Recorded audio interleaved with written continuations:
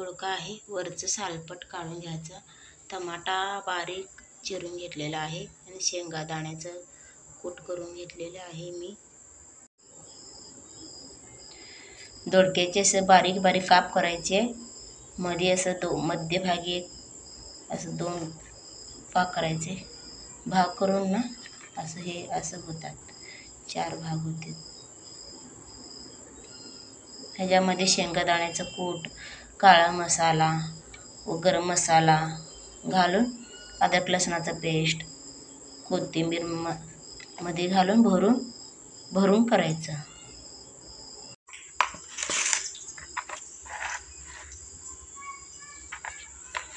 घरचं काळा मसाला,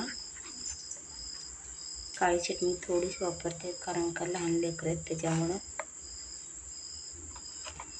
तिखट जास्त वापरलं काळी चटणी छान लागते, भरलेल्या वांग्यासारखं.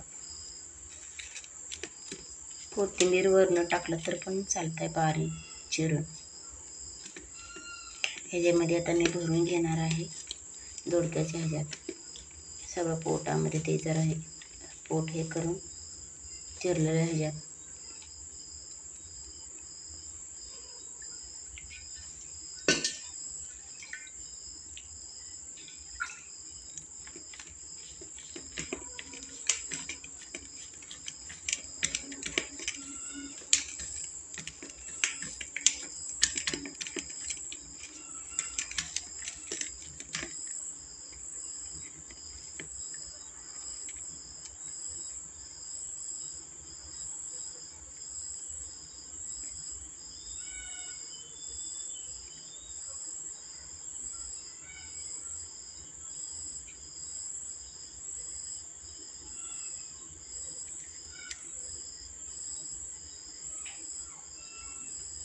असं छान वांग्यामध्ये कसं भरतो आपण भरून घ्यायचं.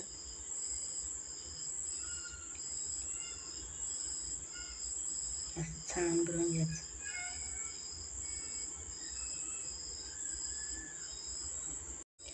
असं गच्च भरून घ्यायचं. दोडक्यामध्ये असं भरून घेतलेलं आहे. आता तेलामध्ये वापरून घ्यायचं छान.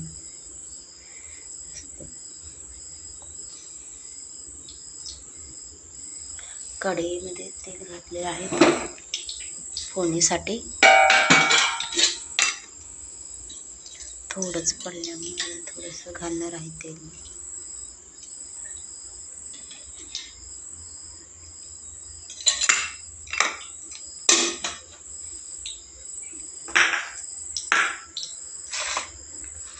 थोडंसं मोहरी घालते.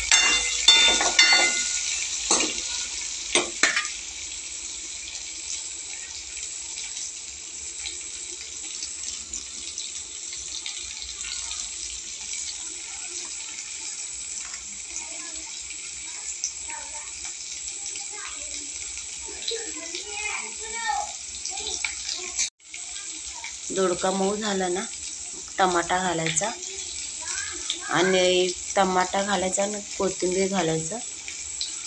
पाणी घालायचं असलं तर पाणी घालायचं, नाहीतर घट्ट असं भाजीले छान होते.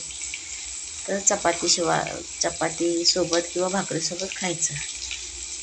आणि मला घट्ट नाही तेवढं घट्ट करावं म्हणजे पुरत नाही म्हणून 1-2 वाट्या पाणी घालणार आहे मी.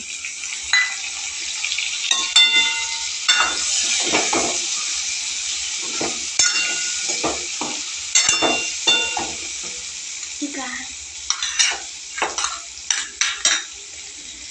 उरलेलं शेंगाचं कूट पण घालणार आहे.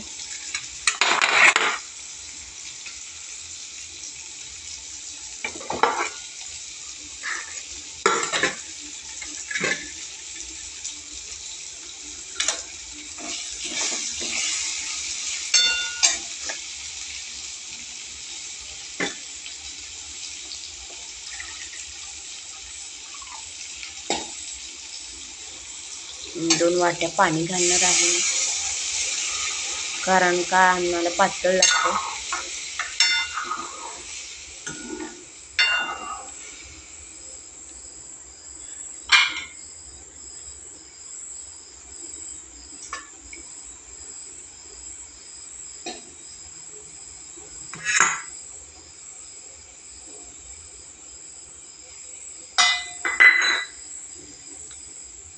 याला वर झाकण टाकून सोडायचं आहे.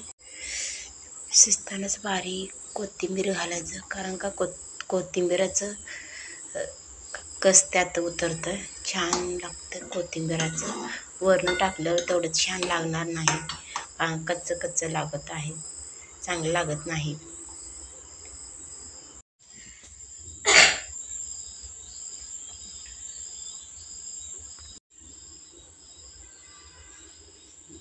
दोडक्याची भाजी चपाती तयार झालेली आहे.